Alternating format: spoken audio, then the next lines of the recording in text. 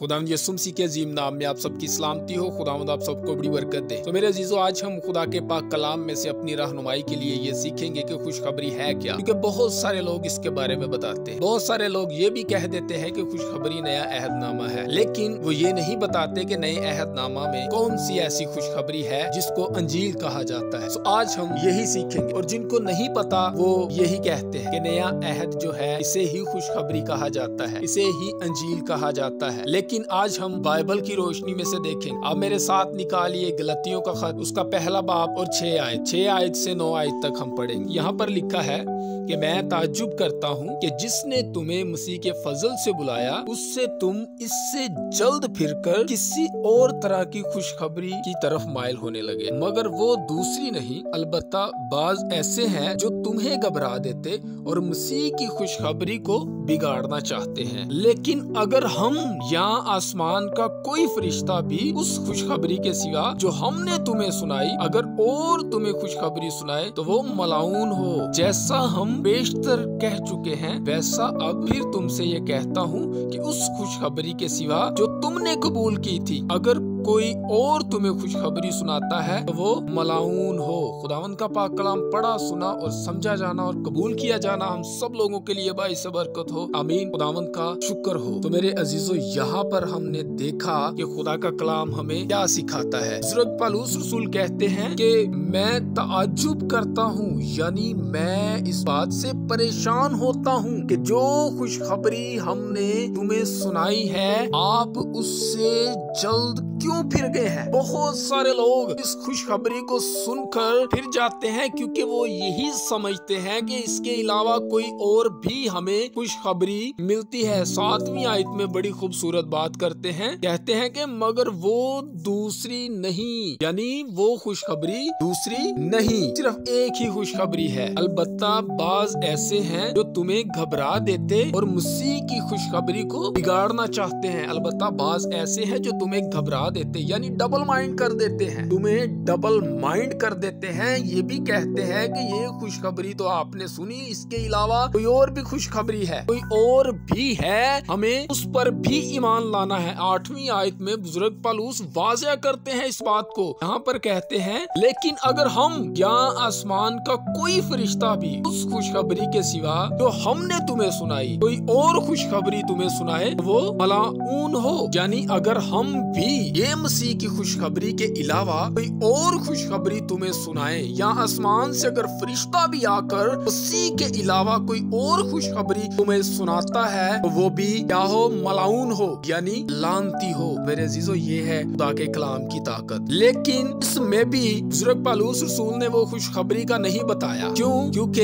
ये खुशखबरी बुजुर्ग पौलुस रसूल ने हमें बताई। पहला कुरिन्थियों बाब 15 आयत 1 से हम तलावत करेंगे और ये देखेंगे कि खुशखबरी है क्या। यहाँ पर बुजुर्ग पौलुस उस खुशखबरी के बारे में बताते हैं जो ये कहते हैं कि अगर हम या कोई आसमान से फरिश्ता भी आकर तुम्हें इस खुशखबरी के अलावा कोई और की खुशखबरी सुनाए कि इससे तो निजात हमें मिलती है खुदावंद यीशु मसीह के वसीला से, इसके अलावा और भी है कोई जिसके वसीला से हमें निजात मिलती है, तो खुदा का बंदा ये कहता है कि वो मलाऊन हो, फरिश्ता भी मलाऊन हो। लेकिन हम जब 15 बाब की हम पहली आयत को पढ़ते हैं तो यहाँ पर हमें साफ पता चलता है। यहाँ पर बुजुर्ग पौलुस रसूल कहते हैं अब ए भाइयों, मैं तुम्हें वही खुशखबरी जताए देता हूँ जो पहले दे चुका हूँ, जिससे तूने कबूल भी कर लिया है और जिस पर तुम कायम भी हो। यानी इससे पहले बुजुर्ग पौलुस ने ये खुशखबरी हमें दी थी। दूसरी आयत, उसी के वसीले से तुमको निजात भी मिलती है, बशर्त है कि वो खुशखबरी जो मैंने तुम्हें दी थी याद रखते हो, यानी इस खुशखबरी से ही तुम्हें निजात मिलती है। तीसरी आयत, चुनाचे मैंने सबसे पहले तुमको वही बात पहुंचा दी जो मुझे पहुंची थी कि मसीह किताब मुकद्दस के मुताबिक हमारे गुनाहों के लिए मुआ और दफन हुआ और तीसरे दिन किताब मुकद्दस के मुताबिक जी उठा।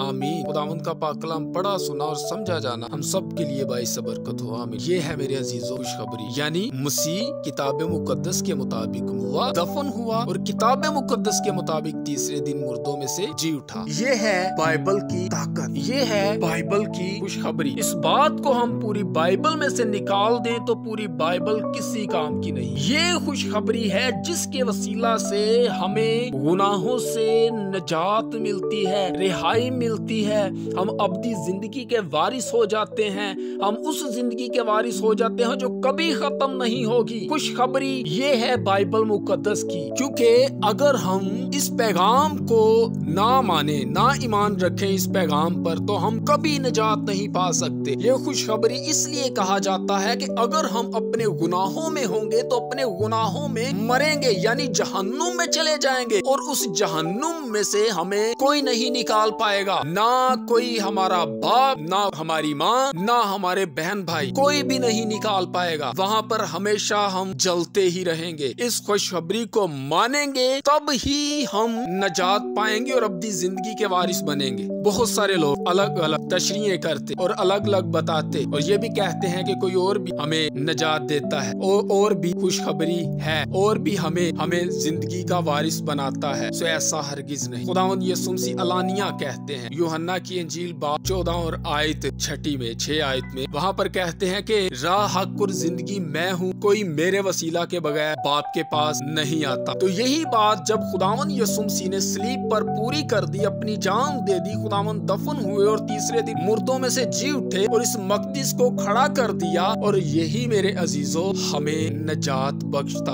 और वो जो लहू कलवरी पर बहा दिया, उस लहू के वसीला ही से हमारे गुनाहों की खलासी होती है। जब हम इस पैगाम पर अमल लाते, इस पैगाम पर अमल रखते हैं, तब ही हम रास्तबाज ठहरते और अपने गुनाहों से खलासी पाते हैं। और यूहन्ना की अंजील ही में खुदावंद यीशु मसीह कहते हैं कि जो कोई गुनाह करता है वो गुनाह का गुलाम है। गुलाम अब तक घर में नहीं रहता, मगर बेटा अब तक घर में रहता है।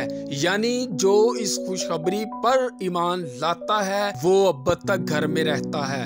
अगर इस खुशखबरी पर ईमान नहीं लाते तो कोई भी ऐसा शख्स नहीं है जो अब तक घर में रहेगा या हमेशा की जिंदगी का वारिस बनेगा, या फिर उसे वो खुशखबरी मिलेगी जो अब्दी जिंदगी है। नहीं मिल सकती मेरे अजीजों से। जब तक मसीह पर हम ईमान नहीं लाते, उसके मारे जाने पर, दफन किए जाने पर और मुर्दों में से जी उठने पर ईमान नहीं लाते, इस खुशखबरी को हम दिल से कबूल नहीं करते, तो हम गुनाह की हालत में रहेंगे, हम मौत की हालत में रहेंगे, हम जहन्नुम में ही जाएंगे। हमें कोई फिर दोस्त में नहीं लेके जा सकता, ना कोई फिर हमें अब्दी जिंदगी दे सकता है। फिर ये खुशखबरी हमारे लिए बेफायदा है। हमने इस खुशखबरी पर ही ईमान लाकर हमेशा की जिंदगी को हासिल करना है। तो मेरे अजीजों, खुदावंद इस कलाम के वसीला से आप सबको बड़ी बरकत दे। तो हमने आज जाना कि खुशखबरी है क्या। पूरी बाइबल में यही खुशखबरी है, यही अंजील है। ये जाकर रसूलों ने खिदमत करना शुरू, रसूलों ने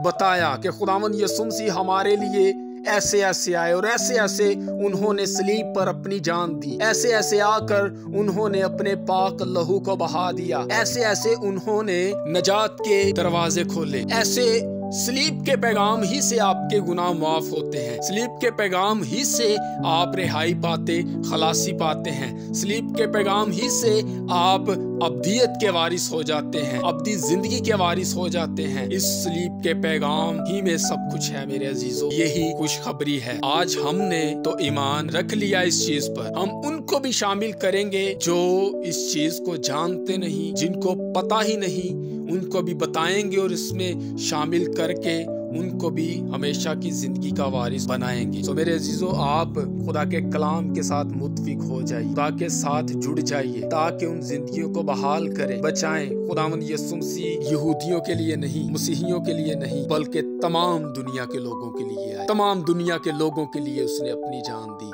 तमाम दुनिया के लोगों को हलाकत से निकाल कर जिंदगी में दाखिल करने आए हैं खुदावंद यीशु मसीह। तो आए मेरे अजीजों, हम सब मिलकर ये मसीह के कौल को पूरा करें और मसीह की मोहब्बत में शामिल हो जाएं और मसीह की इस हुक्म को मानकर उसके मुताबिक अपनी ज़िंदगी को बसर करें। खुदावंद इस कलाम के वसीला से आप सबको बड़ी बरकत दे। आमीन।